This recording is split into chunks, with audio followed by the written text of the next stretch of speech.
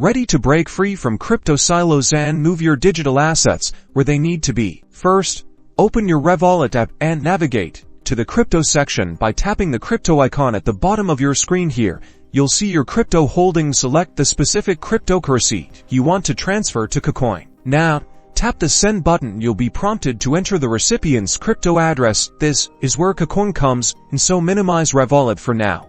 Switch over to your Kucoin app and make sure you're logged in. At the bottom of your screen, tap on Assets, which will take you to your Kucoin wallet.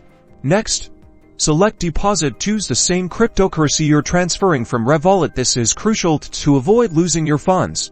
Kucoin will then display your deposit address and memo. If required, carefully copy your Kucoin deposit address. Back in Revolut, paste the Kucoin deposit address into the recipient address field. Triple check the address.